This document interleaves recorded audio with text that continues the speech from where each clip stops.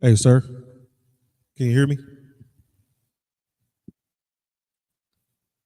Sharwan, can you hear me? Oh, Con, I can hear you.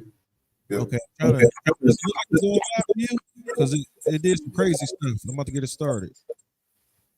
It's saying the stream is saying live right now. You mean everything to me because I know you mean everything to Christ.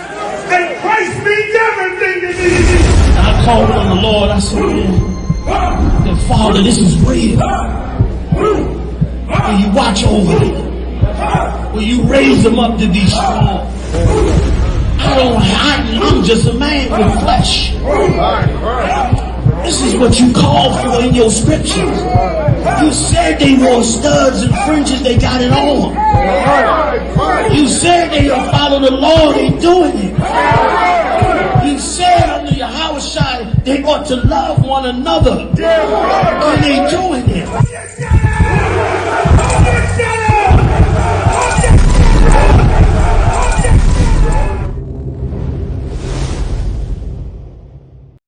We're in front of the Israeli School, Universal Practical Knowledge, the Philadelphia Division, here at 3226 Cheltenham Avenue in Philadelphia.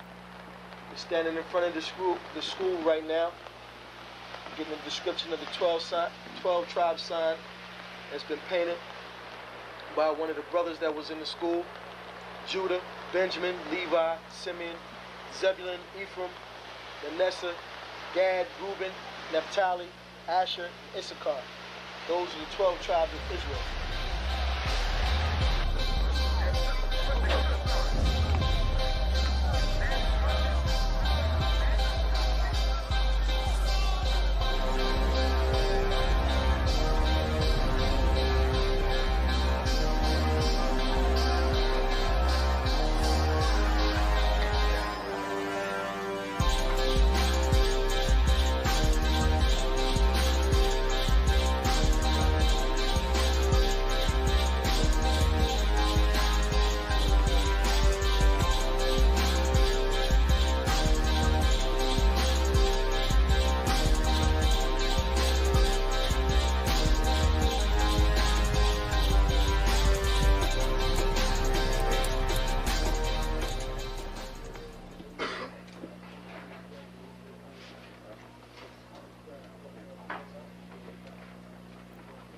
Shalom. Shalom. You've been waiting for this day, so this day has finally come. A lot of you have been wondering where this knowledge that you've been hearing is coming from, and the powerful truth that you've been hearing, how this was established. Well, we finally were able to arrange for the priests to come down from New York and spend some time with us. And I'd like to introduce them if I can. These are some great brothers. We're very glad to have them with us. We want to make them feel as warm as possible because this is their work and the extension of their work and what they've laid down some time ago. I'd like to introduce, first of all, priest and six-shield general, fourth in command in the nation of Israel, Lahab. I'd like to salute this brother. Macho! Barak!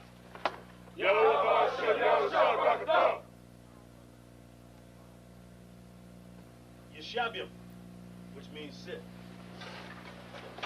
And I'm going to turn it over now to priest General Lahab. Water, brother. I'd like to say this, starting off, we're very impressed at your school here, and we're very impressed to see that the brothers and sisters in Philadelphia think enough of the Most High and the Bible and the truth and your nationality to be a part of this, because most of the brothers and sisters are running from the truth.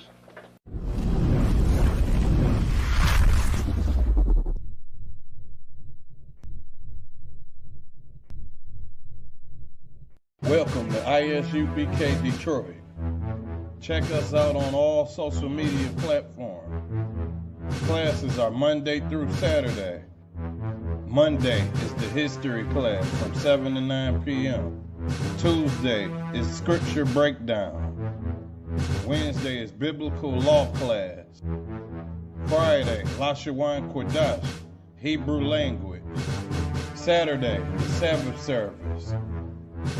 check out our community service program. We have food and clothing drives, helping the people in need. And we also have felony expungement services available.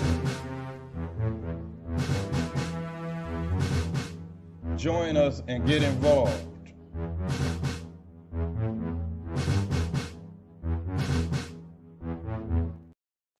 G9.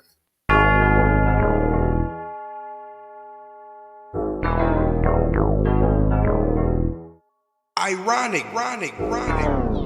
You know the truth is the truth, that's all I know.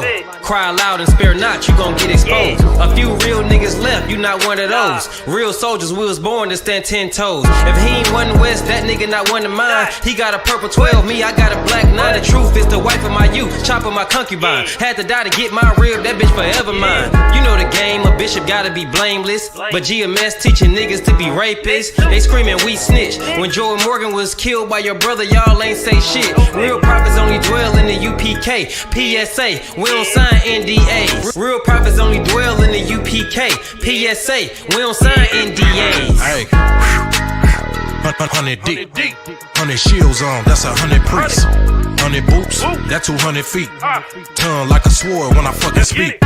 Teach you how to fish instead of fucking leech. Stop selling drugs instead of trying to fuck with me. Knowledgeable, but I'm rude in my fucking speech. Life is about warfare, not no fucking peace. Hey, bitch, I cry loud when I fucking speak. Make them wait a year before they fuck with me. Turn a street nigga to a fucking priest. Cross a priest, and I promise you forever sleep.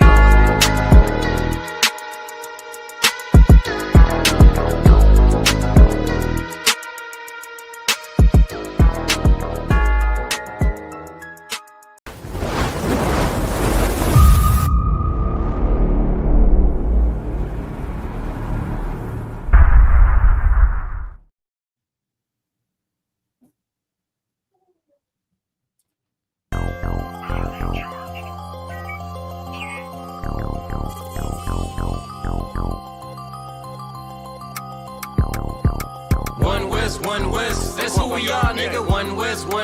So who is y'all, nigga? One West. We want it all, nigga. That's who we are, nigga. So who is y'all, nigga? One West. That's who we are, nigga. One West. So who is y'all, niggas? One West. We want it all, nigga. That's who we are, nigga. So who is y'all, niggas?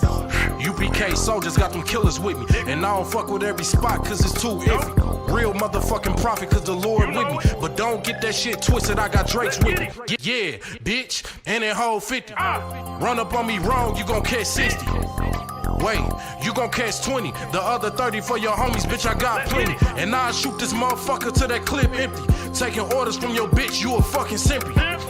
Shit, should be televised. The way I'm cutting niggas up, bitch, I'm a samurai. Niggas swear they in the truth, but telling hella lies. Stumping like you Greek, bitch, you Hellenized.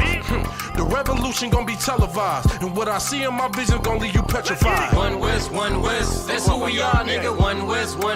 So who is y'all, nigga? One West. We want it all, nigga. That's who we are, nigga. So who is y'all, nigga? One West. That's who we are, nigga. One West. So who is y'all, niggas? One West. We want it all, nigga. That's who we are, nigga. So who is y'all, niggas? UPK soldiers lead cowards in awe. So fuck a gas stop, I came with 6 pumps in my car. My niggas ready to swing, we like kids at the park. So touch a chair around this bitch and we breaking your jaw. They think we Christian, but we not. Nothing about us is soft. I don't know what you niggas on, but that shit get you off. We booted up. We came to take zones for real. Black 40 under my garment, I be dressed to kill. Fourth dimension sitting linger, I be fresh for real. Putting scripts on your corners, but these here ain't pills. We rock covers. You official if you know those drills. Bread and water, you official if you know those meals. Yeah, you niggas soldiers get rolled over. You got police in your pocket, I got a judge in my holster. Oppressors out to get us, so remain sober. Or be chained to them chains till there's nothing that remains of us. A cult leader like Christ, we got the same culture. I bang on them, tell my enemies the reign's over. I up the cig and keep pulling like a chain smoker. The game ain't changed, One West stayed the same on them. One West, that's who we are, nigga. One West. So who is y'all, nigga? One West. We want it all, nigga. That's who we are, nigga. So who is y'all, nigga? One West. That's who we are, nigga. One West. So who is y'all, niggas? One West. We want it all, nigga. That's who we are, nigga. So who is y'all, niggas? Niggas talking prophets, yeah, we got plenty. We the reason why it's Israelites around the city. Call Kazak tells the rock, bring Shamar out. We about to slide on him, see what niggas talking about. Young dog think he wise cause he a Kim head. That shit lame, they didn't survive, nigga, Kim is dead.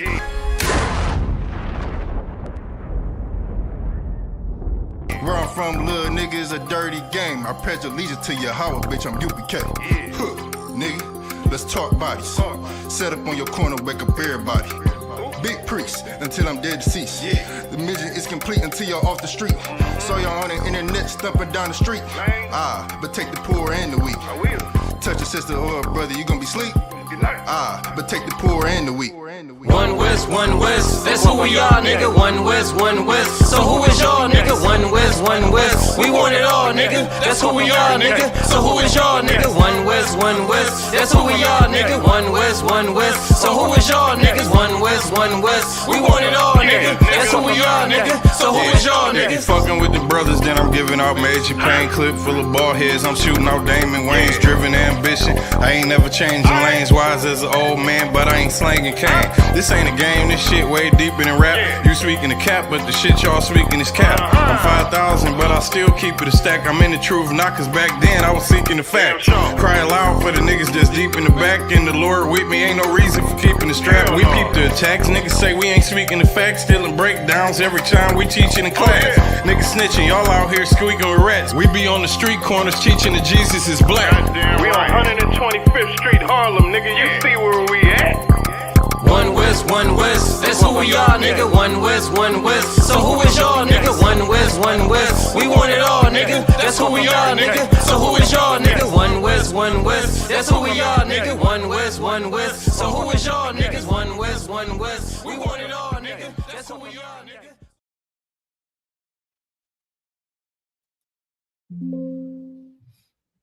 Hey, shalom. Y'all about Shema Shabbat Thumb, all the brothers. Yo, Shema Thumb, Shema Shabbat to the sisters.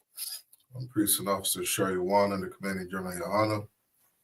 I got with me the mighty priest, Officer 500 Abawan. All right.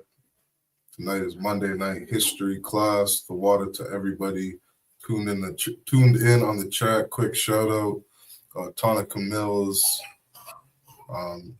Shemaiah Matar, Aisha Bana, Shalakia Allah, Officer Mashah in the building. Thawada, everybody for tuning in, everybody online. Make sure you like, share, subscribe to our channel. All right. And we're going to get started. So again, tonight is Monday night history class. All right.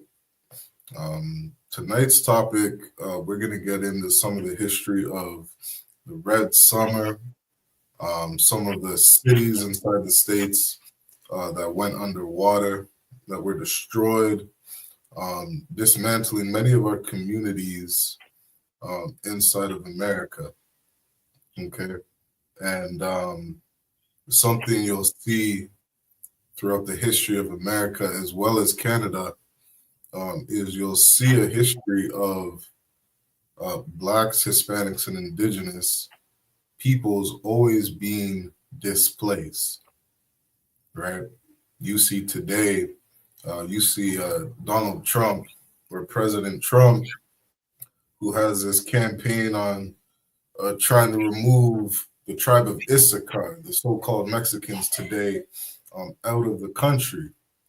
I think I saw an article earlier where it said the Mexican government is willing to send 10,000 troops to the U.S. border to just help maintain some of the relationships that the U.S. and Mexico has today.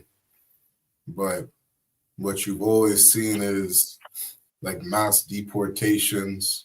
You're always going to see things like redlining, gentrification, our people always being displaced, which really sheds a light on where we are today as a people, right? One of the things that we say in the IHUPK is if people would just leave us alone, they would just simply leave Blacks, Hispanics, and Indigenous peoples alone, we would build up beautiful communities. We would build up our cities, we build up communities, and we would thrive because we are a very talented people. Like the scriptures say in Deuteronomy chapter 7 and 6, it says, "Thou art an holy people unto the Lord thy God." Not only are we a holy people, but we are a separate people that are above all nations on the face of the earth. What does that mean to be above all nations? It means that we are better in every single way. You see it in the things that we've invented. You see it in how we compete. You see it in our education, how much our kids excel in school, how much we excel in everything that we put our hand on. It is because we are above all people on the face of the earth. And if we had time to be left alone to build up our own communities, we would flourish. You saw that in Black Wall Street. You see it in different Black-owned businesses, right? You saw it when we were just coming out of hard bondage of slavery in America. We built up things like Rosewood. We built up Black Wall Street. We built up these different communities and cities where we flourish. But time and time again, throughout the history of being in here in America and under our oppressor, who is the devil that the Bible speaks of, you see us constantly being displaced. Many of these things happen in Canada as well. You hear of stories like Africville. What was the story of Africville in Canada? They said that what the Canadian government deemed Africville to be was a place that was what they called was just unmanageable. Is that the garbage waste was getting too bad, the housing and the roads were getting too bad. But what they don't tell you is that the city refused to remove garbage from the community. They refused to put money into building up roads and infrastructures. They refused to put up city lights and different things to help build up the community. And so what did they do? They went and literally bulldozed houses, destroying the community in Africville, displacing hundreds of Blacks inside of Canada to where they were put off in these different communities and never were able to rebuild their community again, right? We see these things time and time again. And so these are some of the things, some of the history that we're going to get into tonight, of just our history here in America and under our oppressor. All right. Are you here with me, Alban? Yeah, I'm here with you. I got to send a communication to Cap real quick. Okay, Con, no sweat. Keep doing your thing. All right. So what we can do is just while we're waiting, I'll pull up a quick article on what was called Africville inside of Canada. And what you'll see is that if you're Black, Hispanic, and Native American Indian, it doesn't matter where you are on this earth. We are all suffering the curses together as a people. I don't care if you're in Europe. I don't care if you're in Jamaica, in Colombia, inside of Brazil, wherever our people are, all these curses follow us wherever we go. What are these curses? These curses were put on us for disobeying our God. We read about these curses in the book of Deuteronomy, chapter 20 and the book of Deuteronomy, chapter 28, right, where we see these different blessings and curses that would befall our people. Okay. You want me to grab the scripture? No sweat. I don't need that right now. I'm going to pull up this article. Let me share my screen. And this is just one of the stories of our people being displaced inside of Canada. Zoom in a little bit. Okay, this article says Africville was a close-knit Black community in the north end of Halifax for over 120 years. The city demolished Africville in the 1960s and its residents have been fighting for justice ever since. It says Black people have lived in Nova Scotia since well before the city of Halifax was founded on Micmac territory in 1749. There are records of Black people in Nova Scotia dating to the early 1600s, and many colonial settlements, including Louisbourg, brought enslaved Black people to the East Coast indirectly via the transatlantic slave trade. So what this is telling you a little bit on the history here in Canada is there was a Black settlement inside of Canada as early as the 1600s via the transatlantic slave trade. So you have slaves going all throughout North and South Central America, including different parts of Canada. A good map to look at for brothers and sisters to understand is if you look up the maps on what is called New France. Okay, you see maps of New France, you'll see different areas that Europeans colonized and conquered inside of North America. And New France went all the way up through northern Canada, I think going down as far into Mexico. But again, you can look at that map if you want to see exactly where it was, right? So it says in the late 1700s and early 1800s, after the American Revolution and the War of 1812, large groups of Black settlers began to arrive in the province. Many of them were formerly enslaved people who had been promised freedom and land in Nova Scotia. But when they arrived, they encountered white settlers who viewed them as inferior. So what you see is during the time coming out of slavery, right, you still had whites who didn't want to mix with Blacks. And so what happened, you have many Black communities start to form all throughout North and South Central America, right? You have this in the South, you have this in the North, you have this happening all throughout the US, right? And Africville was one of those communities. So if we drop down to see what happened to Africville,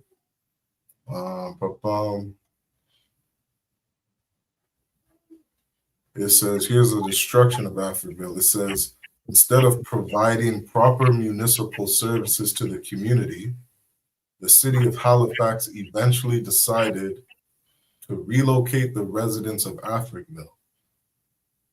Right? The city said it wanted to build industry and infrastructure in the area, but it also used the language of human rights to justify its decision, claiming that relocation would improve the standard of living for residents, right?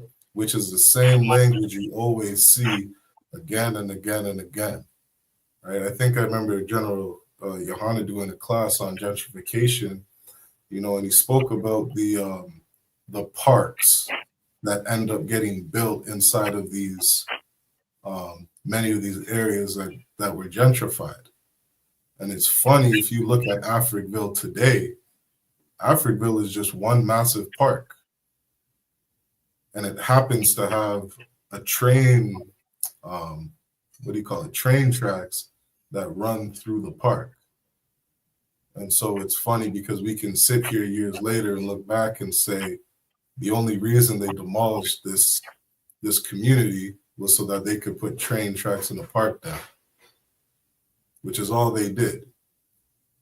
And you're going to hear the same language of, you know, human rights and, you know, the people need a better way of life and the people's communities destroyed. And they use these different language again and again as to why they have to destroy our communities, right?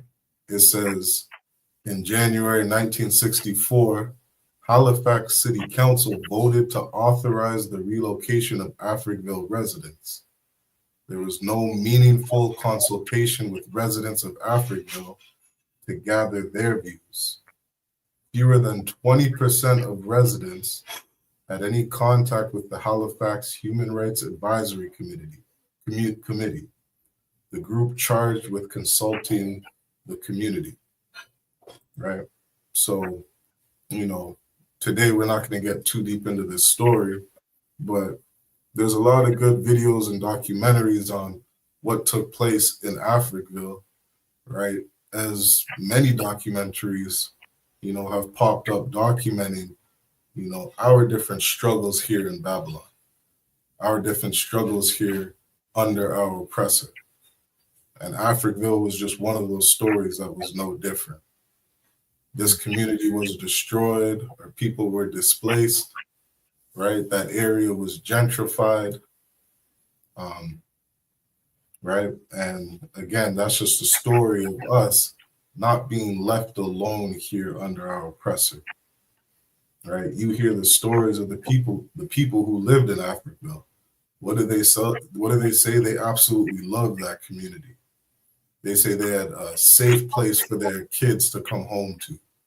Nobody was worried about walking down the street because everybody knew each other's family and they knew, you know, everybody's grandma and grandpa and things like this. And the community was a safe place for Blacks inside of Canada, right? It was what they would call their home. And this was a place that didn't need to be destroyed, but maybe just shown a little love. You know, I think, like you hear some of the things they did, I think they put a, what do they call it? Where you slaughter animals. I forget what that place is called. Say it again. When you slaughter animals? Yeah, when you slaughter animals, there's a business term for it. I can't remember what it's called. But they went and put one of those big buildings beside the community of Africville. So they had this terrible stench that they would speak about in the community because of the business that they put there. The other thing they put beside it was a large correctional facility. I think they put another waste management plant or something beside the community. They did a couple things, right, to help destroy the community and to help push the people out, right? But these are just some of the ways that they treat our people. So if you're back with us, Aban, do you have one of the articles on the Red Summer? I got a couple different things real quick I want to bring out. And it's just so heavy that what's going on in today's society, what you just mentioned about Africville, about gentrification, things like gentrification and eminent domain always seem to push our people out of their land and into somewhere else. And if we look at today's society, what is this presidential candidate doing now? He's pushing people, not just pushing people. He claims that he's pushing foreigners out of illegal aliens out of the America into their own land, when actually he's trying to reverse natural birth citizenship, right? We reverse a natural birth citizenship. Now, what he does is that what that means is that if you are born over here in the United States, that still doesn't make you a citizen, right? We read instances and stories where he has attacked the Native Americans, saying that their IDs are not substantial enough to prove that they're American citizens, when this land was stolen from them many, many years ago, right? So you're trying to say the people that was here before, his people came over here and oppressed and conquered them and pushed them off their land are not natural citizens. The people that you pushed into these, what do you call those, reservations, are not natural citizens, right? And what's so heavy about that is that this has been going on, that, Blacks, Native Americans, Hispanics, right? Basically, the Native Americans and the Hispanic people have been pushed out of land that's been theirs since they came over here, since they've been here, right? Before the oppressor came over. But when when Judah was brought over here, when the blacks was brought over here, and they started to set up different cities and concentrations of cities after so-called slavery had ended, then the oppressor decided that he must remove those people from those lands. And what he did to remove those people from them lands was mass unaliving. And like I said, it was so heavy what you're saying, because now we see what's going on with these mass unalivings. A real quick update is that a lot of the Hispanic brothers and sisters that were up in the ICE sweeps have just been going on the last couple of days, right? I understand they're sweeping up close to 1,600 people a day, but a lot of those guys had to let them go because they were, some of them, majority of them were a good portion of them was American citizens, right? But things such as we see in our history that our people were pushed from their land in many different ways. Either it was eminent domain, it was gentrification. You got things like the Red Summer that attacked, many cities in the United States, because a lot of times we only bring up Black Wall Street because Black Wall Street didn't happen in the same year as the so-called Red Summer, but it still was a part of it, because the same things that happened to these other cities happened to Black Wall Street, right? So with the same things happening to the other cities happened to Black Wall Street, and with these same things happening, it had to be relatable because they did it in the same fashion, right? So the first thing I'm gonna bring out is what Wikipedia has about the Red Summer, right? And what it says is that the Red Summer was a period in mid-1919, which, and this is what Wikipedia says. This is not written by us. We don't write Wikipedia, and that's why I brought this out, because this is written by an allegiance of oppressors. Say during 1919, which white supremacist terrorists, they called their own people white supremacist terrorists, and radical riots occurred in more than 36 cities across the United States. In one rural county in what's that article? It says the Arkansas. It says the term Red Summer was coined by civil rights activist and author James Wooden Johnson, who had been employed as a field secretary by the National Association for the Advancement of Colored People in 1916.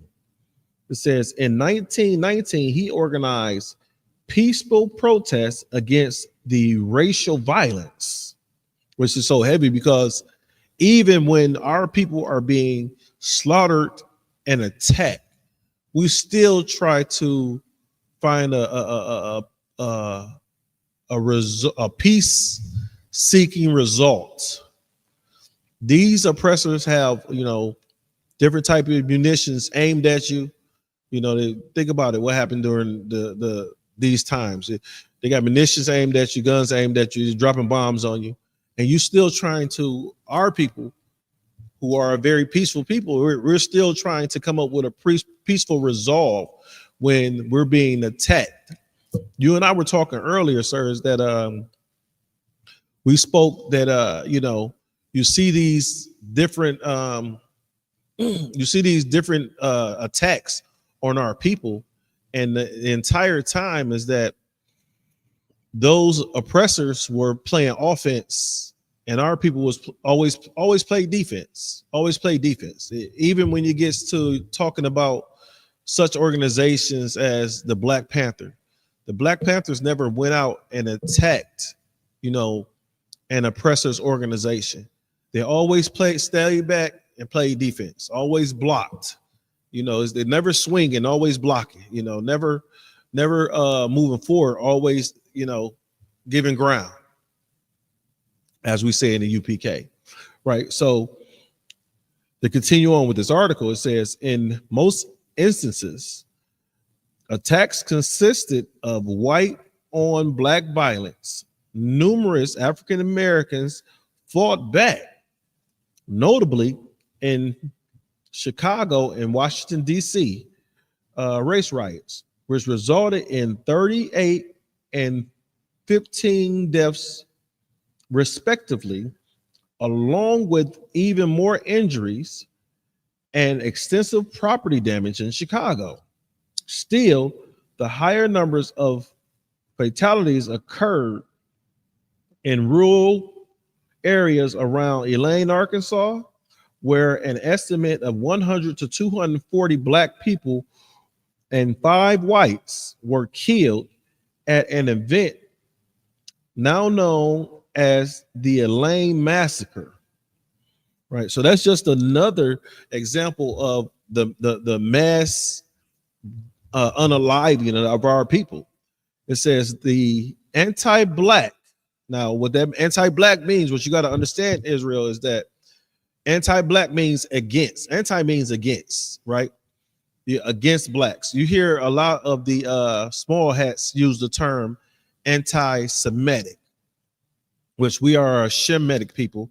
And if they were truly using the term correctly, black people, you are a Shemitic people. So with them being anti-Shemitic, that would be against you also, right? Native American, Hispanics, that would be against you also. But the small had to go ahead and use that terminology as if it's only describes his people. You see what I'm saying, sir? As if it only describes his people, it describes the 12 tribes of Israel, which were a Shemitic people. It says the anti-black riots developed from a variety of post-World War I social tensions, generally related to the demobilization of both blacks and white members of the United States Army forces following World War I, an economic slump, and increased competition in the job and housing market between ethnic Europeans and African Americans. Let me break that down for you, right? Understand is that the black man fought in World War I for this country, right? When he returned from World War I in this country, right? Notifications go out that there, it's a lack of jobs. There's a lack of housing, right? When we got all this land called America, we got a lack of housing. We got all this rural area. You could just build houses, or you could go make you a house or do whatever, right? And they were building houses. Men were building houses when they came back from the war back then. It's just that think about how they built up Black Wall Street. They built it up by hand. It was destroyed by another hand, right? So what created the what this article is saying is what created the social tensions between us and our oppressors was the job market, was the housing market. You're seeing the same thing today, and it's a term coined that said if you don't know your history, you're bound to repeat it. I'm sure. Have you heard that term before? If you don't know your history, you're bound to repeat it. And what you're bound to repeat your history, understand that what went on in 1919 is going on in 2025, right? You got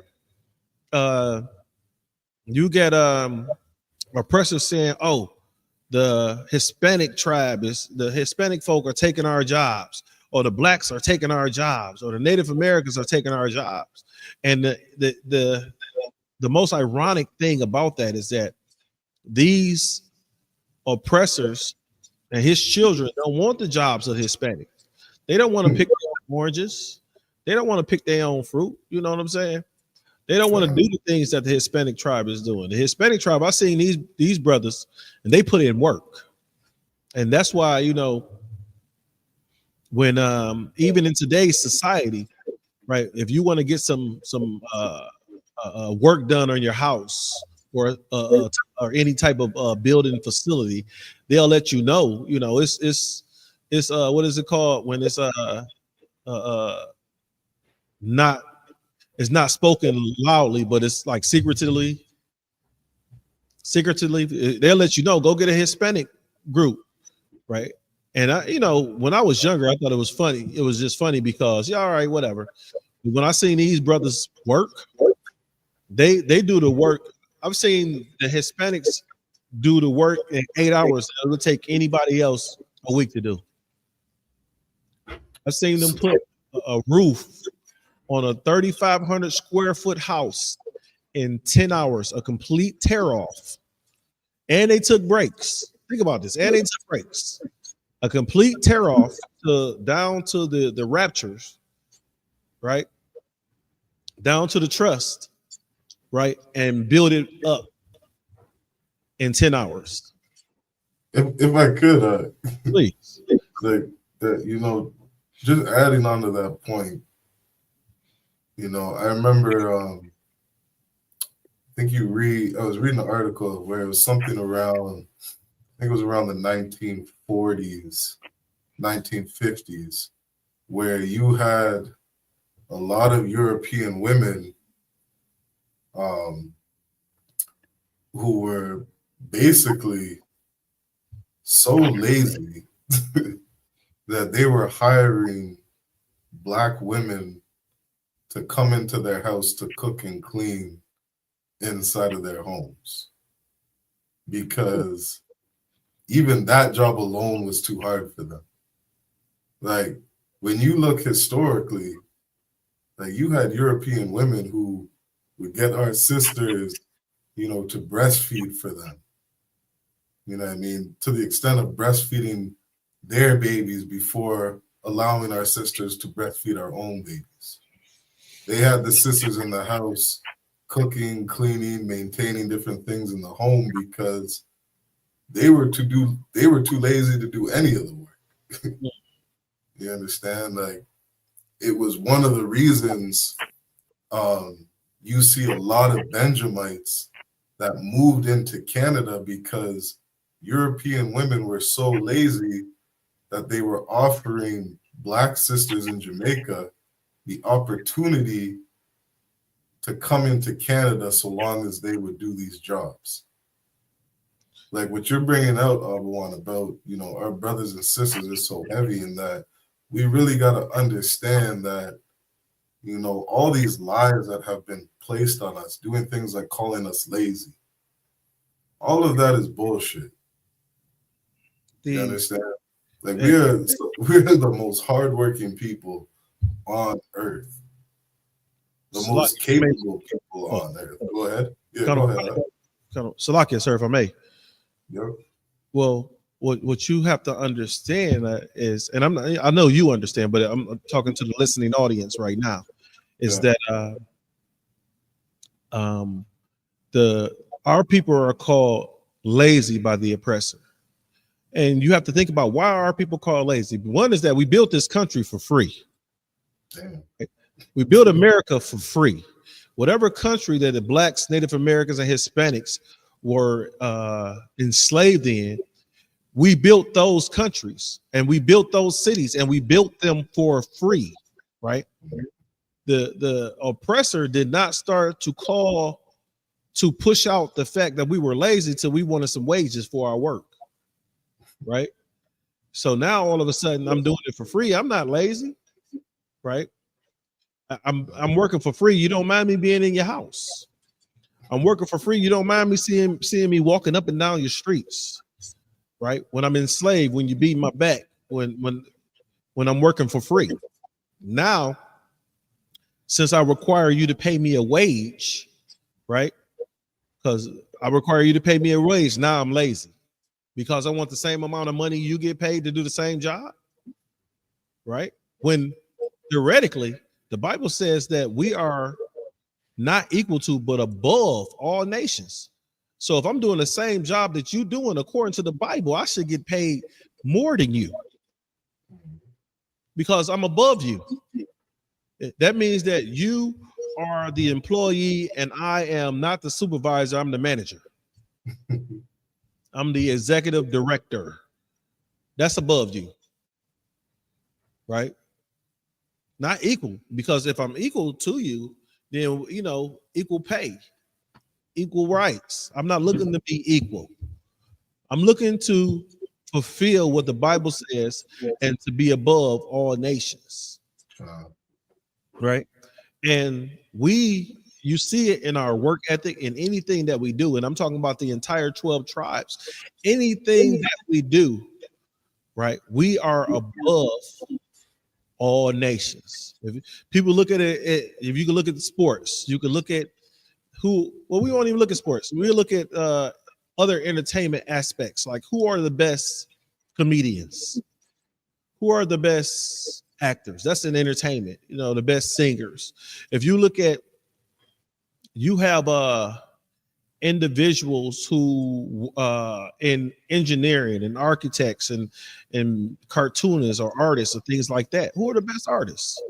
When they need a mural drawn of in downtown Detroit, these murals that are drawn, they calling up some brother or some sister to put these murals on these buildings, right? When they want some famous violinist or quartet to show up, it's one of the 12 tribes. It's one of us. So we're considered lazy because we ask for a wage now. That's it. We ask for some money. Please pay me a decent and fair wage when we should be getting paid twice as much for showing up. We should have it in our contracts. It's going to cost you this much just for me to show up and not say nothing when we're dealing with these other nations. Because think about this. It was just in the news. This was last year or the year before last, something like that, where one of these Iranian, he's like an Iranian, I don't know what they call they princes or whatever they call them. So he's like Iranian prince. He wanted Beyonce to sing, do a concert or something like that for his I guess it was his birthday or something like that, some crap. And he paid her like $10 million. $10 million. And I'm sure $10 million, she ain't do 10 songs.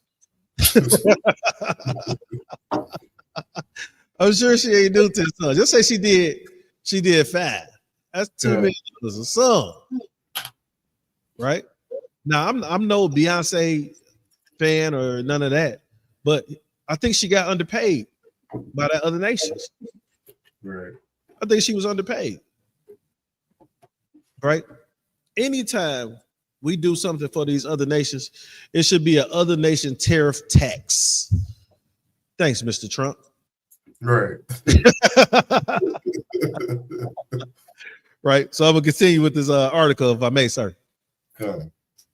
It says the anti-black riot developed from a variety of post-World War I social tension, generally related to the mobilization of both black and white members of the United States Army following World War I. An economic slump. Now, I understand this is right before the Great Depression. The Great Depression is record to start in 1929. Right. So we're seeing the economic drop and the economic fall off 10 years before the Great Depression hits the United States.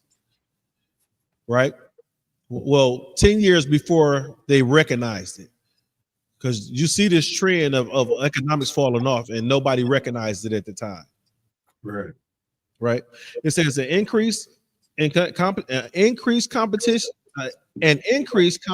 in the job and housing market between ethnic European Americans and African Americans. The time would also be marked by labor unrest, for which certain industrialists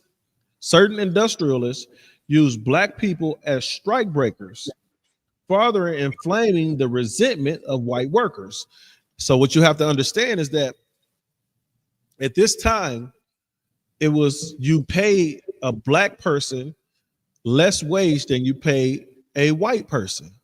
So when these white people went on strike from their jobs, the companies and would use black folk as strike breakers.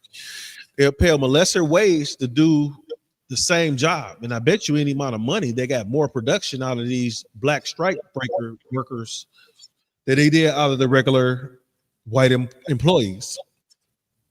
Right. So this black folk being strike breakers caused, it caused a fire to be kindled inside these white communities to want to destroy the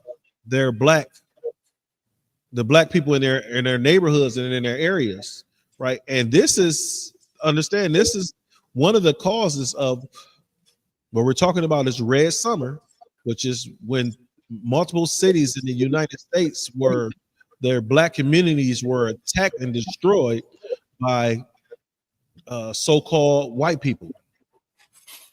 It says the riots and killings were intensive, documented by the press, which along with federal governments feared socialist and communist influence on black civil rights movement of the time following the 1917, I think that says Bolshevik Revolution in Russia. They also feared foreign anarchists who had bombed the homes and businesses of prominent figures and government leaders. Understand, that's what happened in Russia, right? And I'm going to ask you this, Israel, what is the makeup of Russia? Right, you don't see too many of our people over there. You have the Esau that's there. You have Esau. That's just another fashion of Esau over in Russia. And think about this: they bomb homes and businesses of prominent figures and government leaders. So if they did that to their own prominent figures and government leaders, you can guess what they'll do to somebody that they believe is taking a job from them, somebody that they believe is taking food out of their mouth and their family's mouth, somebody that's not allowing them to put clothing on their family's backs.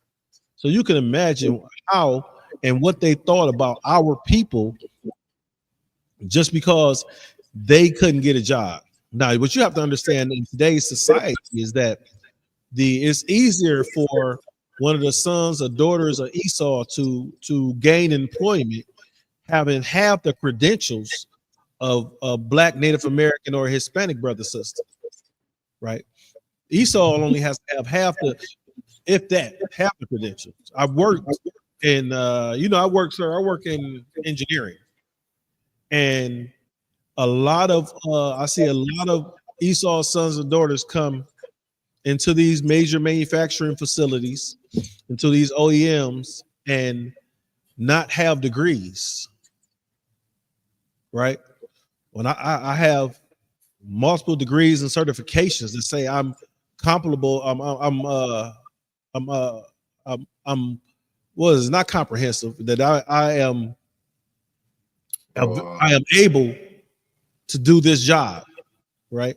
Then not only that, is it competent? Competent. And not only am I competent, I also have 20 years experience in this field, right? Let's see. Let me see how many years of experience. 2011, this is 5, so that's 14 years. All right. I don't got 20 years, I got 14 years experience. With that experience, they look at me and they see this one of Esau's sons show up and tattooed all up and down, neck tattoos, face tattoos, all that kind of stuff, right? And look at me because I got beards and the braid. Like, oh no, we can't deal with them beards and the braids. Give me the tag guy. I've been in an interview where I've been asked, how many tattoos do you have? None. Okay. I'd have been smart enough then, would have owned that facility. Okay. So this, if I could, number one, you know, please. just something to on your to what you're saying about you know, how Esau acts, you know, when he thinks he's being treated unjust. Like what you were bringing up about Russia is something like that story of what's that devil's name? Timothy McVeigh. How do you say that? Timothy McVeigh. Timothy McVeigh. You know he out of Michigan. He was out of Michigan, right? He was out of Michigan. Good night. Good night. Yep. He was from Michigan. Timothy McVeigh, if brothers and sisters don't know, like he blew up an entire building down in Oklahoma. And, you know, he was following behind the quote unquote mission of that white supremacist group called the Order. Mm-hmm. You understand? And that group called the Order, I think one of their main issues is they believe they were being taxed too much. They believe they were being taxed too much and that the government was secretly being run by Jewish people. And they had a few things in there, but the kind of terrorism that Esau, you know, goes out doing, you see the Aryan Nation, you see the Ku Klux Klan, you see the Order, all these different white supremacist organizations, it's all the same thing. You understand? A couple of years ago, they went and stormed the Capitol in America. You know what I mean? Took a dump on, what was it? Nancy Pelosi? Imagine she come in their office and it's feces. So a huge feces, pile of feces on her desk. Like, my thing is, you know, did he use tissue or did he just pull his pants up and run out the office? Who knows with Esau? Nasty. Gross. Yeah, you know he ain't washed his hands. Good night. But yeah, they definitely do the most. You know what I mean? When they feel that they're being done unjust. You know, that gives me an idea. We should do a class on the history of the results when Esau is treated unfair, when he believes he's treated unfair. Just think about this. You on to something, Mark. During the civil rights, the time of the civil rights marching and all that kind of stuff, right? Esau didn't want you to eat at the same counter that he ate at, right? So you sat there and got beat on, spit on, right?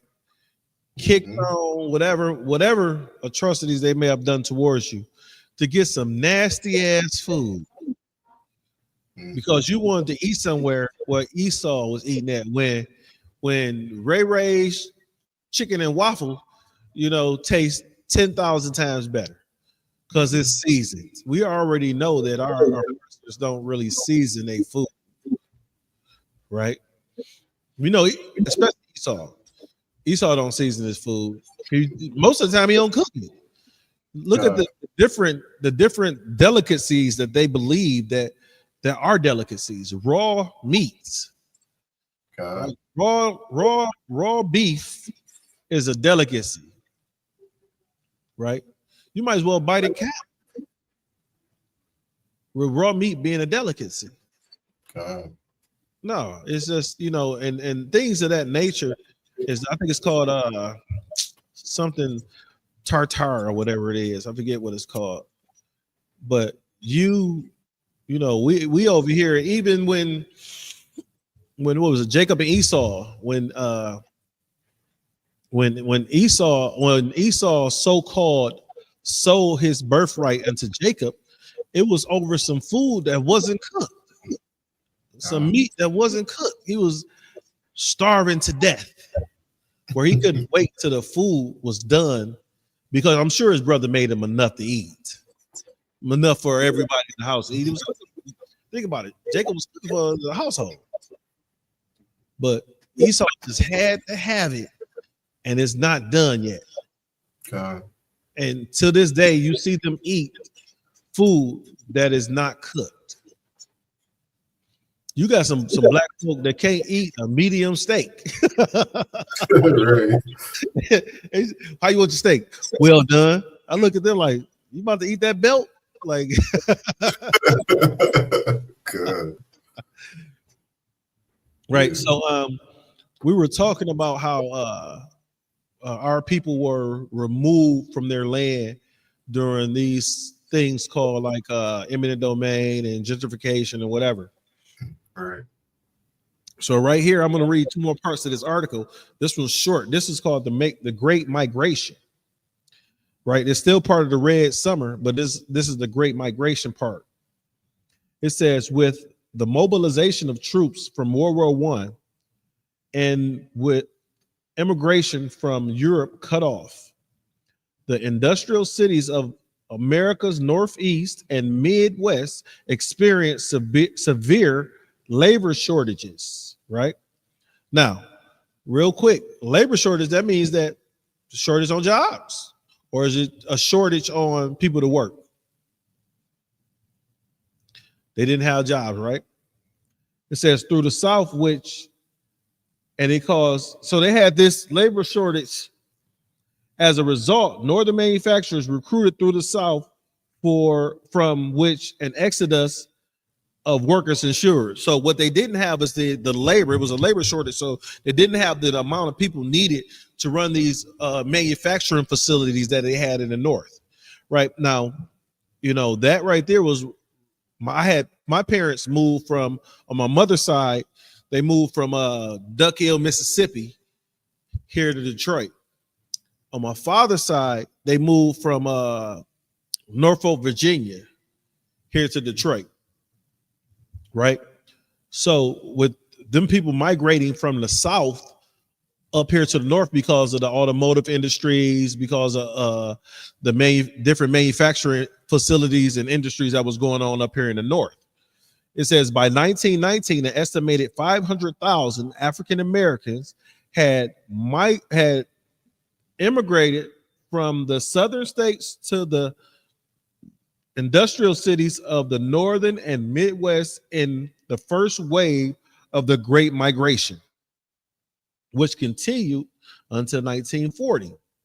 African American workers filled the new positions in expanding industries such as the railroad, as well as many existing jobs formerly held by whites. In some cities, they were hired as strikebreakers, especially during the strikes of 1917. The increased resentment against blacks among many working class whites, immigrants, and first generation America. So what it says is that it increased the resentment between blacks who's just trying to get a job at work. Think about it. We just trying to get our hustle on, put some bread in our pocket, take care of our family. So us trying to get money and take care of our family, right, cause the working class whites, immigrants, and first generation Americans grief. Caused them grief to the point where they wanted to unalive us. Right? So you got anything? Because I'm gonna continue. Khan, yeah, if I could just say one thing. Because if Blacks, Hispanics, and Indigenous don't look at the history of our time here in America, we're really not going to understand how truly violent Esau is. Damn right. We've been through like this topic right here that you're bringing out. It's not like we've been displaced as a people one time. You understand? Like, it happens over and over and over and over and over again, being taken out of our communities, having our communities destroyed, having our businesses destroyed. You know what I mean? Being terrorized by police, being terrorized by Europeans. You understand? Like watching our cities burn down over and over and over and over again.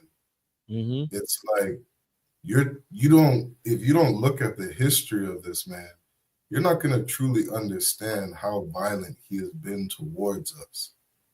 You understand? And like as you were talking, I thought of that verse in Obadiah where it says, "For thy violence against thy brother Jacob, shame shall cover thee." Right? I'm paraphrasing. It says, because of the violence against thy brother Esau, that the Lord is going to destroy Esau.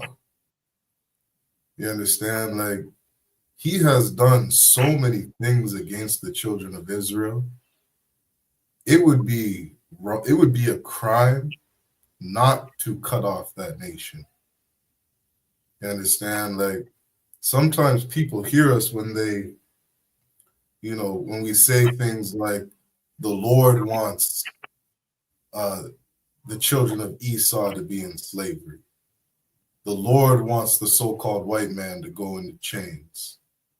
The Lord wants the so-called white man to be destroyed and cut off. These things are righteous. Like there's been so much bloodshed against our people. It would be a crime not to do something against this man.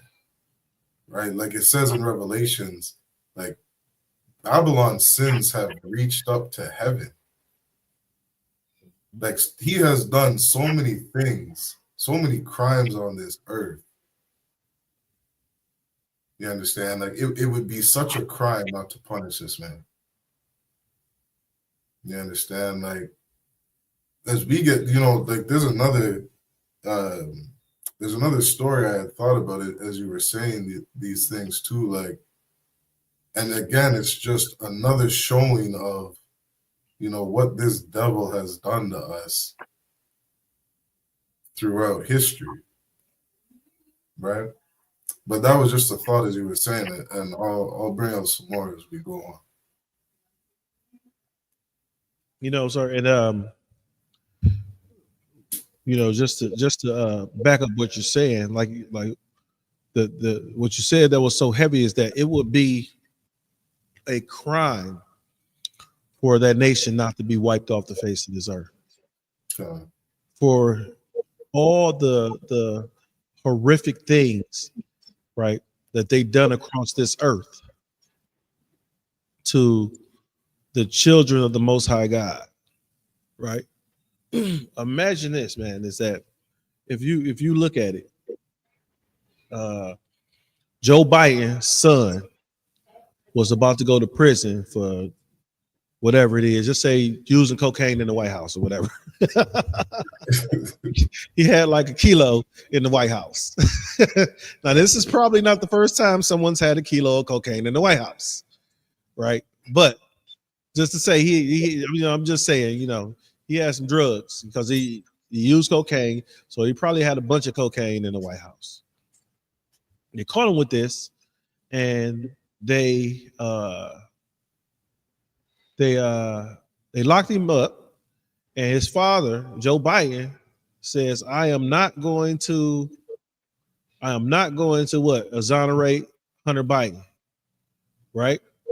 When he lied, and as the Native Americans people said that the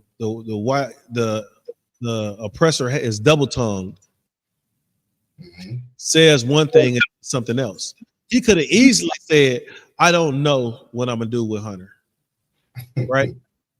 And he'd have been telling the truth. He could have just easily said, I don't know. He could have known what he was going to do. He could have known that he's going to exonerate him, but at the same time, he could have just said, I don't know, right? Cool. Trump said, oh, as soon as I get in the White House, I'm letting them folk out on January 6th. Everybody getting out. Everybody getting out, right? So, even though Trump got 30-something felonies, right? Trump has 30-something felonies. And what's ironic, I'm going to say something that's here, sir, and you let me know how you feel about this statement. Trump, before he got into the White House, he had no political experience, right? And then not only did he have no political experience before he got in the first time, the second time he got in with 30 plus felonies, right? So if you could become the president of the United States with no experience and 30 plus felonies, why I can't work for GM, Ford, Chrysler with a felony? You know what I'm saying? What makes him different than every other American?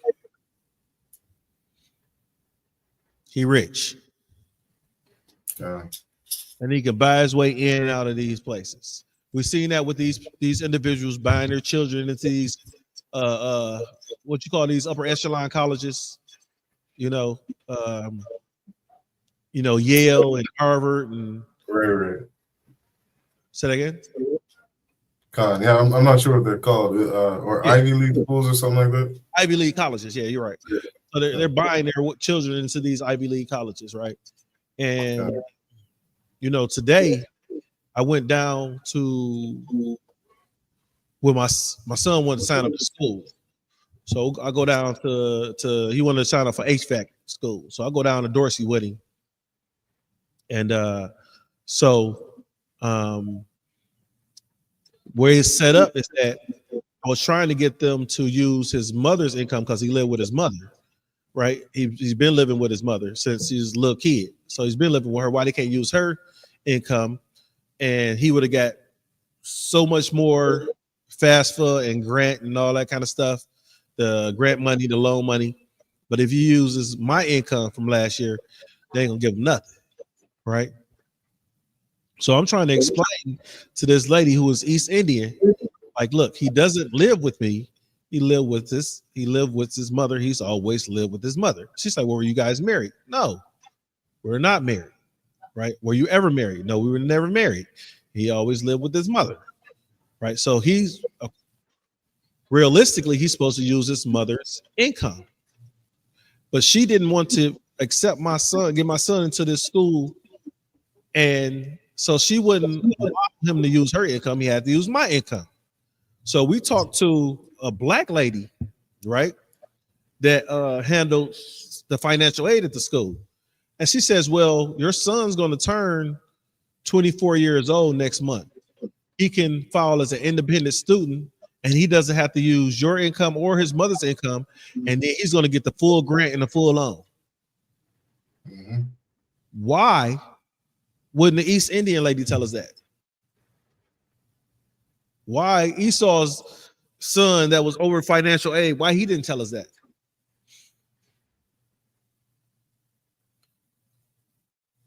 Because it's what's going on right here in the red summer is still going on today. They don't want us to be able to compete for employment with them. They don't want us to be able to compete for employment with them. Understand, we have to have twice as much experience and certifications in order to compete with Esau and his sons and daughters. Right. To compete with, what's East Indians, not Amalek. Start with an E. I forget what their biblical name is. Start with an E. Elam. Elam. There you go. Right. So when I was at a certain manufacturing facility, all they hired was Elam. There was a bunch of Patels in there. Right. I'm like, wow. Right. Understand is that the what you call that, the managers, majority of the managers and the senior engineering and the senior this and senior that, they were all Elam. Mm-hmm. So they were trying to hire brothers and sisters, sons and daughters. They didn't have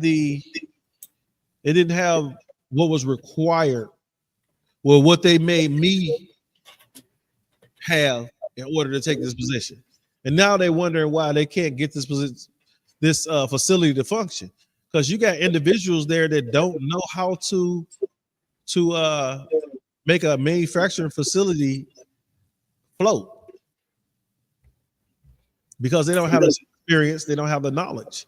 And with us have to have more experience and more knowledge in order to take on the same jobs. And that's what I was saying earlier, is that, you know, we're not supposed to be equal to these people. We're above these nations. I should get and I should have a higher position as well as wage than these folk, according to the Bible. Right? I shouldn't have to compete with I shouldn't have to compete with Elon for a job. Really? I really shouldn't. Right? Think about it. As Black people, we shouldn't have to, you know, when I say blacks, I mean blacks, Native American, Hispanics. We shouldn't have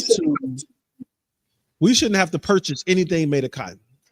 Our people pick cotton for so long in this country, pick so much cotton in this country, right? Understand that Mississippi, which is the poorest state in America during the American slavery, was the richest city in the world, one of the richest cities in the world, because of free labor, right? Because the black folk wasn't lazy yet, wasn't considered to be lazy yet. Like I said, we was only considered lazy when we asked for a wage, right? I'm gonna read this last part of this, sir. Come on, let's get it. And if I could, real quick, please. You know everything you're saying, and you know, tying it into the Red Summer. You know, what some of the things that General Muhammad had brought out last scripture breakdown, you know, was to the point of what you're saying. Like that brother who was piloting, I was listening. right? Yeah, like that brother that was piloting that plane. You know what I mean? Escorting those bombers. I think it was that World War II, I believe it was. Right? I'm not sure if it was World War I or World War II, but this brother was out there escorting the bombers, and the United States military didn't lose one bomber. You know what I mean? The Tuskegee Airmen? God. Yeah, you talking about the Tuskegee Airmen. Right. Like you can't fly a plane better than a Black or Hispanic or indigenous man. Now, if I may, sir, you got to understand is that the oppressor said that the Black man, Native American man, Hispanic man cannot fly planes. And the reason why they couldn't fly planes is because they can't see at night. So we're not supposed to be able to see at night, according to the oppressor, right? So how did these individuals that can't see at night escort these bombers, you know, hundreds and thousands of miles away and not lose one? We need those better wages, Abuwan. They should have got some better. Gotta pay like they weigh. Gotta pay like we flying out there blind and we ain't losing no bombers. they not losing bombers. Eyes closed. They see nothing. You can't see nothing. We must heard the other planes coming, right? Because they didn't say we couldn't hear it. They said we couldn't see, right? we just out here lazy as hell, working, putting up more houses than any other race of people. Yeah, I mean, just all the different work that we do. Yeah, I mean, remember I was saying earlier is that whatever we do, we the best at. That's right. Right? They gave us planes and the Tuskegee Airmen, red tails. That's what they were called. The Tuskegee Airmen were called red tails, right? Because they had the tails of their plane. They wanted to look different. With them wanting to look different, they painted the tails of their plane red. So when these bombers see these red tails come up, they got more comfortable. It's like these brothers don't lose bombs. They don't lose bombers. God. No, not brothers, but these oppressors like them boys. That's what they said. Them boys don't lose bombs. So since they don't lose bombers, we safe, right? And like I was saying, is that the oppressor didn't have a problem with you being in his house when he owned you. He don't have a problem with you walking the street when he owned you, right? He don't have a problem with you taking care of his kids. The black woman breastfeeding the kids and cooking for them when they owned you. The only what caused the discord between the white and the black is ownership. You no longer have a title, right? Like you have a title for a car, you no longer have a title for this black man, this black woman. So since you don't have a title for it, now it's not yours no more. You can't control it. You can't tell it what to do, right? With it being your property, understand that in those times, and during slavery, in those times, your property, you could do what you want to do with your property. So if you could beat your property to death, which is so ironic because you can't beat a dog to death in America. Right? You can't beat a dog to death. Peter will be on you. Ask Mike Vick. Right. Mike Vick wasn't even, he was just fighting the dogs. He wasn't even beating them. You got you ever watched the show Hoarders? It was one lady, she was hoarding, and then she had like 100 cats or something like that in her house. Another lady had like 50 dogs. God, I've seen stuff like that. And the Humane Society. And the Humane Society is for dogs. What is the root word of humane? Human. Right? But the Humane Society is for dogs. Right? So they are more protective of animals and trees than they are of the lives of blacks, Native Americans, and Hispanics in this country. And until our people understand and see that in Deuteronomy chapter 28, verse 68, that until our people see that we were sold unto our enemies, right? Then they don't understand who their enemy are. Right. Yeah, we were sold unto our enemy. What is being sold unto our enemies? When did the people that we were sold to stop being our enemies? There was no notification that came out that said we're no longer your enemy. There was no scripture prophesied that they are no longer our enemy. So we have no written communication or documentation saying that they are no longer our enemy.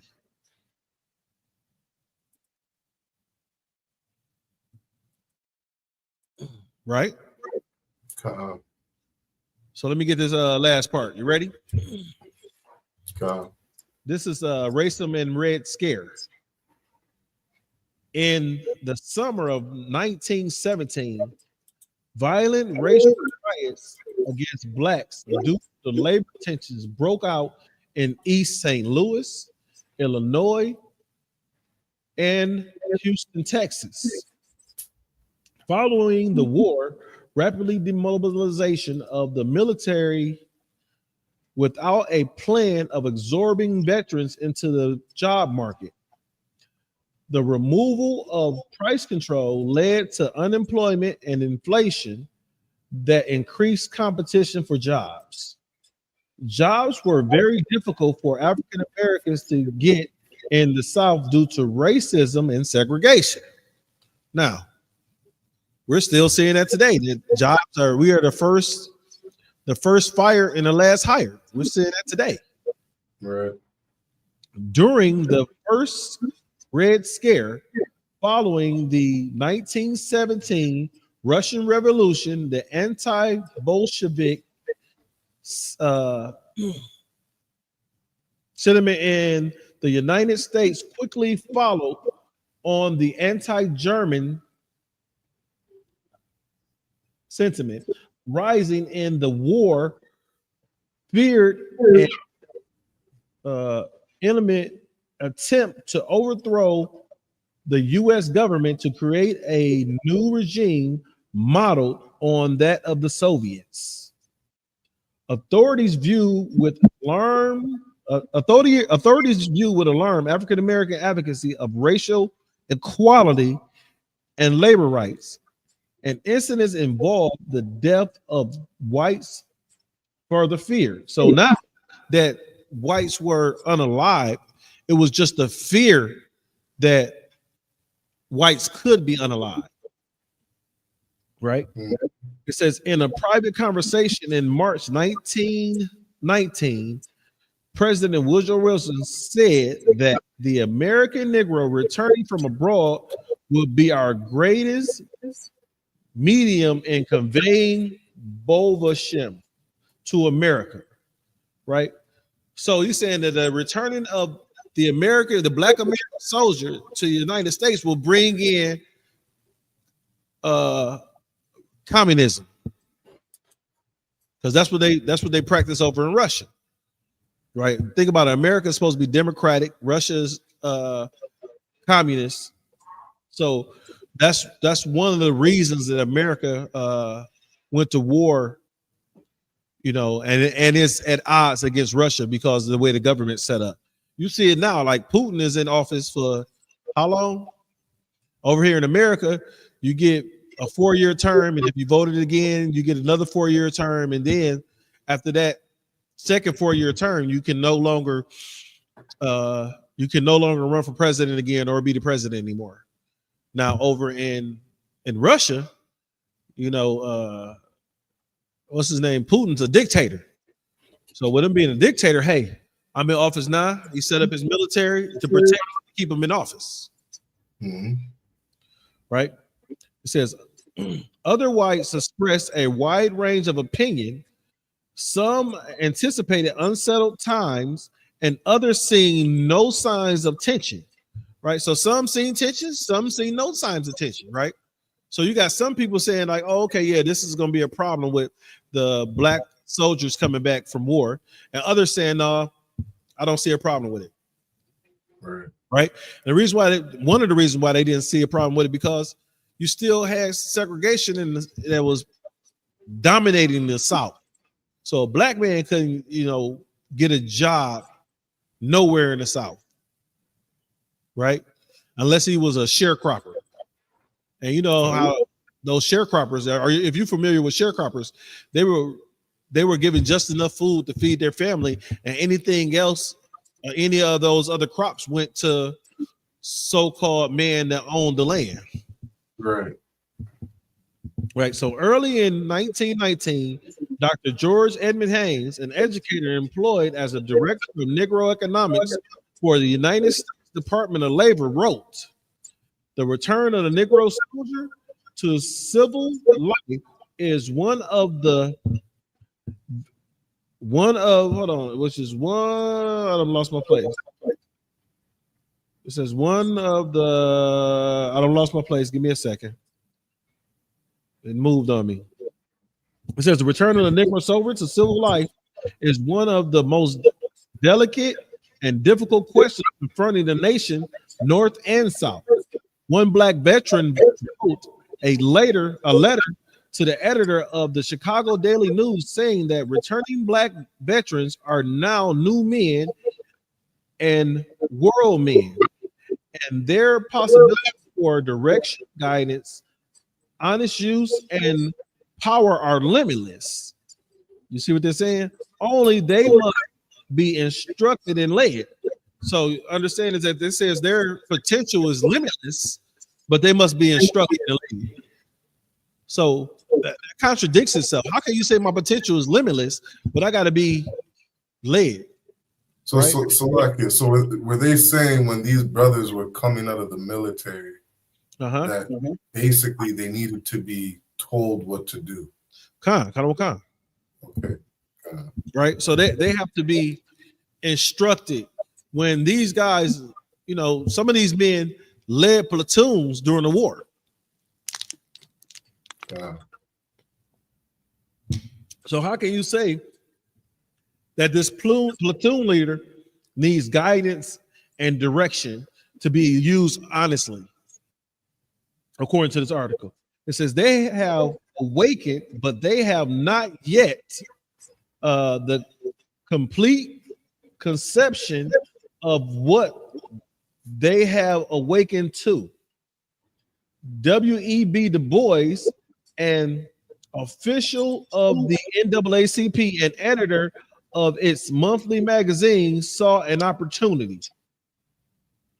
Right? So those were some of the things that went down for the Red Summer, right? And with those things going on in the Red Summer, sir, if we have time, I would like to tie some of the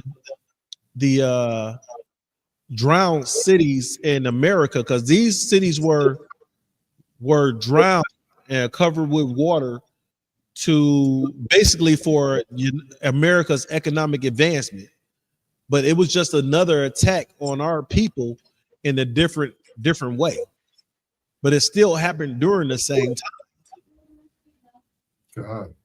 Right? You got anything, sir? Yeah, you know, the scriptures in Ecclesiastes, or what is it? Ecclesiastes, I believe it's 10 and 7. I believe this was King Solomon, and he was saying he's seen servants upon horses. Right? He was saying that he saw people that were meant to serve in a high place. You understand? Like he saw Esau ruling the earth. And that was a sad thing for him to see, because he understood that his people were meant to rule. He understood that blacks, Hispanics, and indigenous, we weren't meant to serve Esau. Right? Like it says, the elder shall serve the younger. We were meant to rule. And it's a sad thing seeing blacks, you know, coming out of the military, or blacks, Hispanics, and indigenous, you know, kind of walking around with our heads down, you know, just being nothing but good slaves inside of this kingdom. You understand? And, you know, to be in this position at times where we're sitting here protesting, you know, just for better wages, or just for the right to be better slaves, to be better servants inside of this kingdom, you know, is such a sad thing to see for our people. This is why in the ISUPK, we're teaching our people, you know, how to retake what's truly ours. You understand? Like we got a saying, you know, in this school, you can't force a crown on a man's head. Damn right. You understand? But what Christ said, if you keep these laws, statutes, and commandments, you'll be great in my kingdom. You'll be great in the kingdom of heaven. We change our lives and we change the way that we're living and come back to these laws, statutes, and commandments, we'll be back in the position that we're meant to be. Because our history here inside of America has been nothing less than just, you know, what's the word to say? But it's just been very sad. Right? The entire time. God. So yeah, let's jump into to these cities. I wanted to pull out a scripture real quick, sir, because you said something that you said if we were to start back to following these laws, statutes, and commandments, we would, you know. Oh yeah, I think it's 2nd Chronicles 7:14, I believe it is a scripture. So if you don't mind, I'd like to pull that real quick, sir. Yeah, 2nd Chronicles 7:14. Right? And it reads, if my people, which are called by my name, shall humble themselves and pray and seek my face and turn from their wicked ways, then I will hear from heaven and forgive their sins and will heal their land. Right?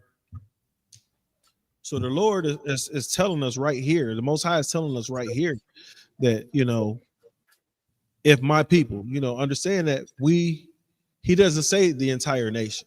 He doesn't say he didn't say the entire earth, the entire world, or the entire earth. He says, if my people. So he's calling on a specified people, right? He said, if my people, which are called by my name, Israel. He said, if my people, which are called by my name, right? That's you, black man, Native American man, Hispanic man, 12 tribes of Israel. That's you. That's you. The sons of Jacob. That's you. Right? He says, shall humble themselves and pray. Right? Understands we have to humble ourselves back unto the Most High. We have to humble ourselves. We have to get back into the law, statutes, and commandments. We have to start to go back and understand that we are doing some evil, diabolical things, and we have to get back in line with the law, statutes, and commandments. Right? So humble themselves and pray and seek my face and turn from their wicked ways. So, you got to turn from Christmas, Thanksgiving, Halloween, Easter, right? You got to turn from sleeping with another man's wife. You got to turn from charging your brother's usury. You got to turn from stealing from your mama purse. You got to turn from raping sexually assaulting your sister. Right? These are the things we have to turn from as a whole, black man, Native American man, Hispanic man. We have to turn from those things. It says, and and turn from their wicked ways. It said, then will I hear from heaven. So the Lord is waiting to hear from you.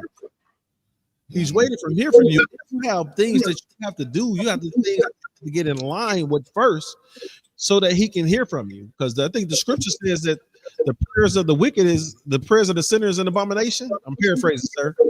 Right. It says the prayers of the sinners an abomination.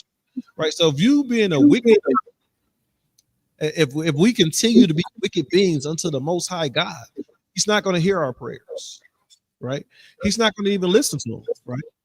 It says, but if we turn from our wicked ways, then I hear from heaven. That's the Lord, the Most High God saying, then he will hear from heaven. He said, and forgive their sins. The ones that he will forgive. So understand that we have done some sinning against the Most High God. You walking around kissing that rock in Mecca. You walking around with this cross on your neck, or this ankh. I seen one of the sons of Esau with an ankh around his neck. I thought it was hilarious. Never seen that before. Was at the gym the other day, and he never seen that because I thought it was like African spirituality and Egyptology, and he wasn't either. He's from the mountains of Caucasus. I think he would have a mountain around his neck. Oh man! Right, and then. After the Lord forgive our sins, then he will heal our land. And if you don't understand what he means by heal our land, you have to go back to those curses that are in Deuteronomy 28, between 15 and 68. Right? That is an assault on our land, right? Because we chose not to follow the law, statutes, and commandments of the Most High God. That's all I had, sir. I wanted to bring that out because the reason why we went through the Red Summer, Tulsa, Oklahoma, slavery, the Trail of Tears, Rosewood. The reason why we went through those events is because we chose not to follow the Most High God. We chose to turn away from the law, statutes, and commandments that he has set forth from us. Right. And the scripture says the laws are not grievous. They're not. Right. Think about this. For you not to have high blood pressure, right, and all these and diabetes and all that kind of stuff, all you have to do is stick to the dietary laws, right? You stick to the dietary laws. You stop putting the pork, crab, shrimp, lobster, rabbit, raccoon, all that kind of stuff. My uncle asked me, where can I get some coon from? He's from the South. So he came up here. He said, where can I get some coon from? I have no idea where you get. I was confused at first, like it's a bunch of cool niggas up the street.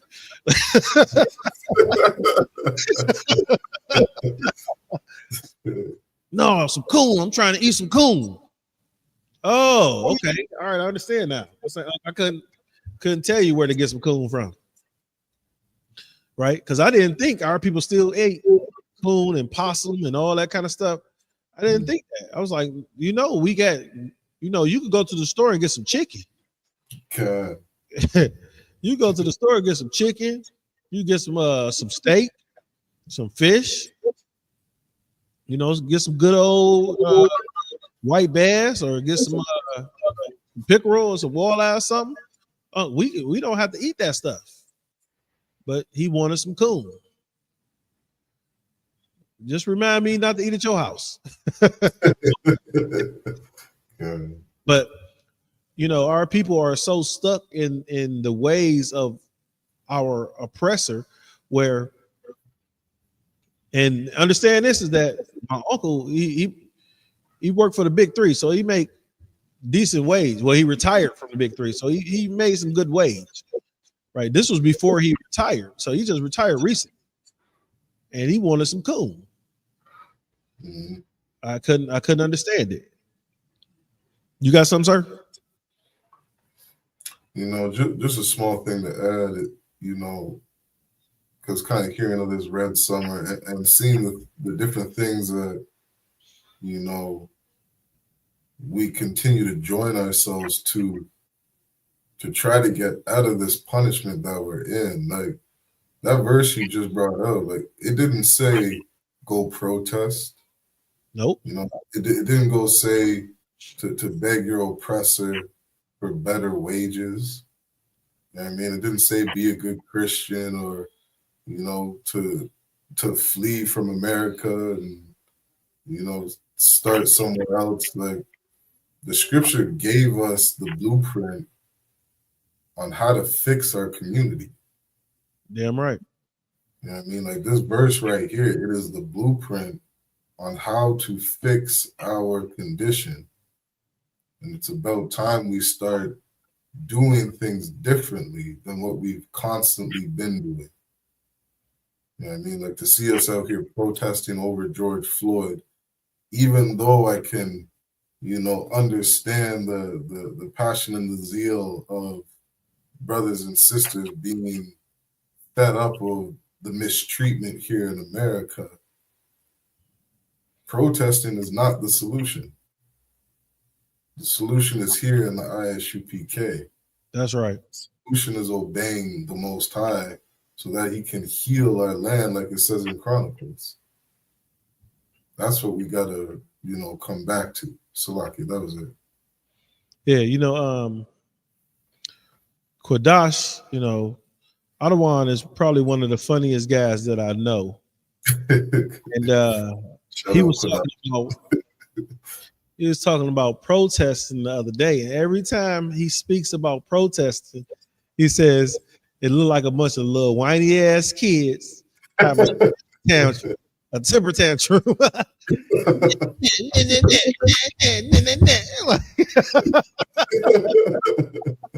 He's hilarious, man. He said, and I sat down and thought about it, like, all these protests that we've done over the, our people have done over the whatever, it was protests during slavery, it was protests after slavery, it was protests during, Jim Crow, so-called keep going and keep going. And you see the George Floyd and all these police protests. And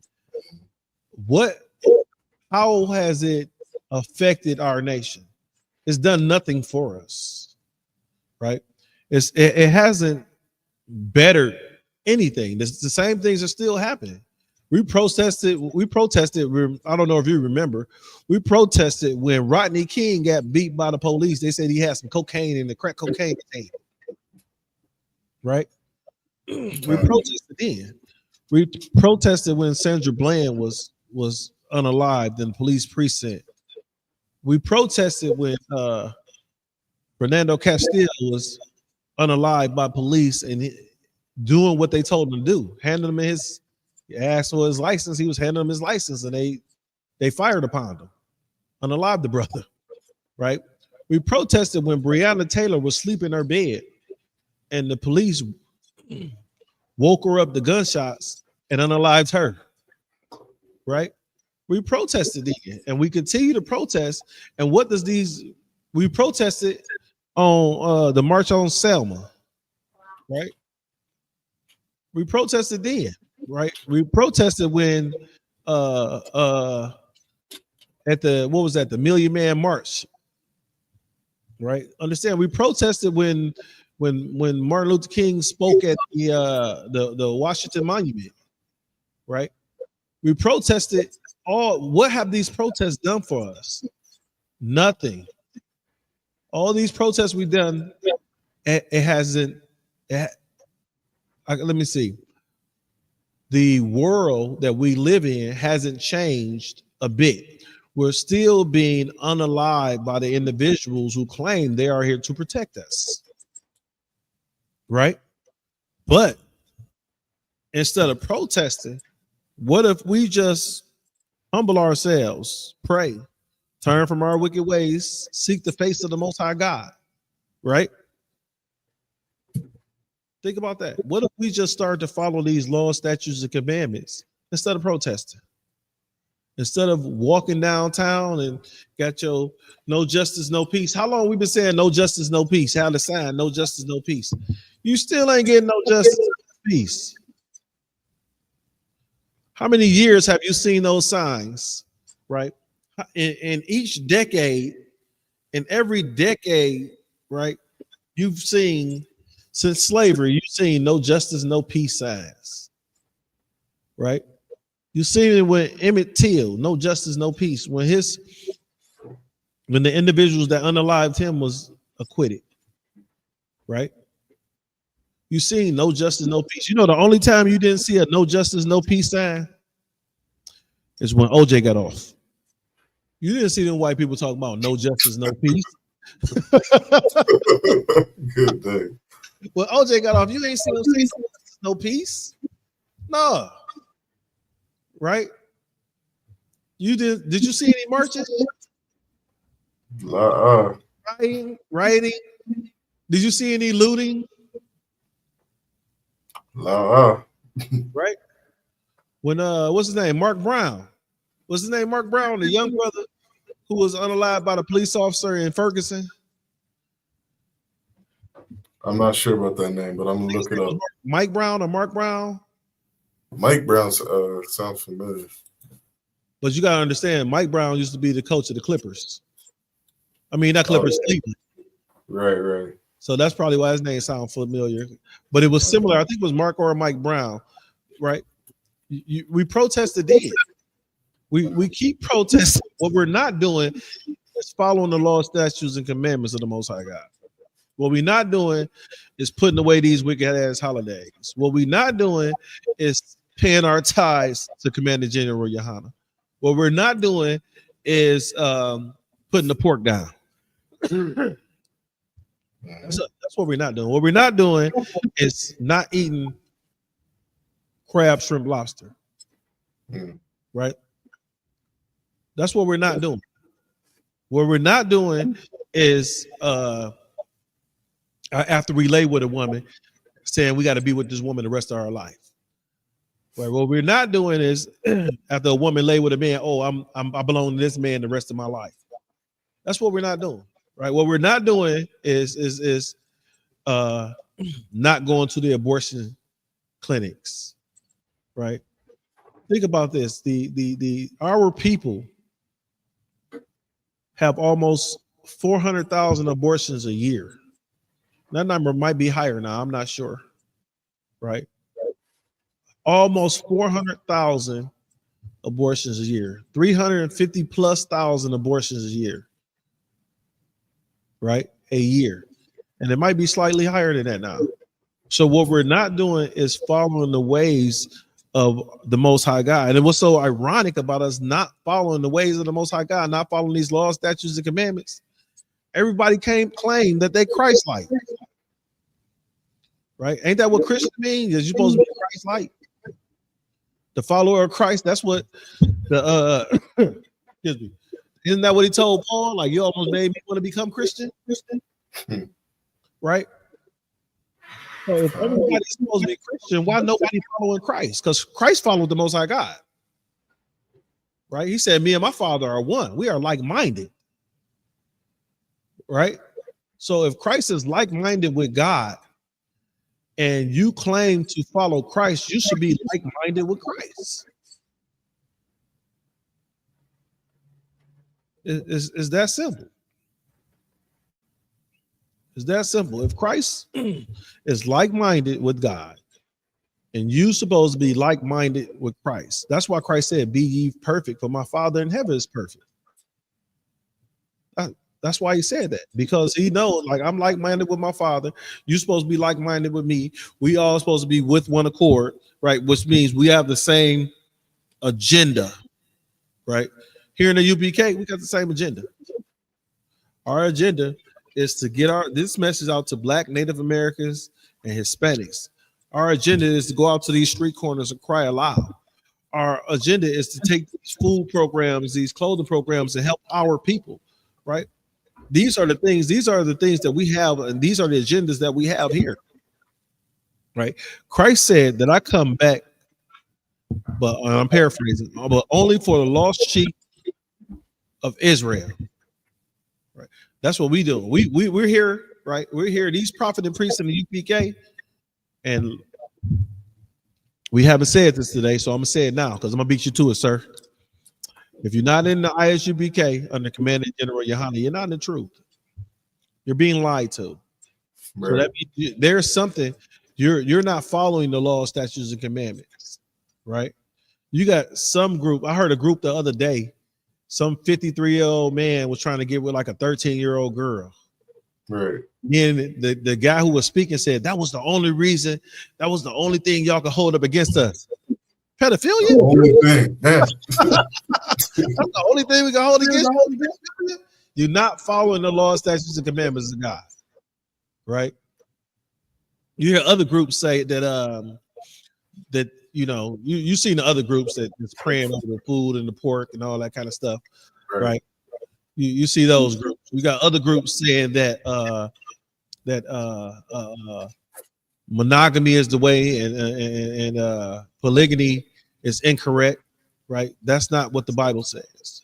So if your group, if your called Israelite group does not follow one iota, one thing out these scriptures, then it's a lie. If you got a white linen outfit on and it has one black spot on it, no matter where that black spot is, that outfit dirty, right? Mm-hmm. So get in the ISUPK under Commanding General Yohana, right? Pay your tithes, right? Pay your tithes. Like, share, subscribe, right? Help us get those algorithms up. I'm tongue-tied today, right? Help us get these numbers up, right? Help us get to our people. Help us have the ability to teach and reach our people, right? That's what you do. Help us reach our people so that our people can do what? Get back to following the law, statutes, and commandments of the Most High God, so that our God will forgive our sins and heal our land, right? We are the ISUBK under Commanding General Yohana, right? Started 1 West 125th Street. I am Officer Abawan, and my Lord and co-host here, Officer Shirawan, are here to teach our Blacks, Native Americans, Hispanics who they are according to this Bible. You are not equal to these other nations. You are above these other nations. With you being above these other nations, the God that we serve is going to punish us for not following his laws, statutes, and commandments, right? He doesn't give a damn if these other nations follow these laws, statutes, and commandments because they're written for us. It says, you, Jacob, are the only family that the Most High God is known. Paraphrasing, right? Understand in your household, Your children have to follow your rules, your regulations. We in the Most High's household. So we must follow his rules and regulations. Sir, you got something? You know, just a last quick thing to say, you know, which what you were saying was so heavy, and that, you know, we keep seeing all these, you know, brothers and sisters like George Floyd, you know, be unalive because of this condition that we're in, you know, and you know, for myself and other brothers in the ISUPK, you know, we don't want to see something happen again to like a Sonia Matthew, you know, be shot in the head because this oppressor that is over us is ruling the kingdom. You know what I mean? So what Abawan is saying is so heavy, and that getting the ISUPK so that we can learn how to change our lives so that these things don't have to keep happening to our people. All right. With that, I'm going to say shalom. Hey, sir, do we got any, before we close out, do we got any comments or anything like that real quick? Just a couple brothers. We had Princess Nawar jump in the chat. Nassar Gabar. That was everybody else in the chat. So just shalom, Yabashim Shabakatham, all the brothers, and Yahweh Shamar, all the Thab, Hashim Shai, all the sisters.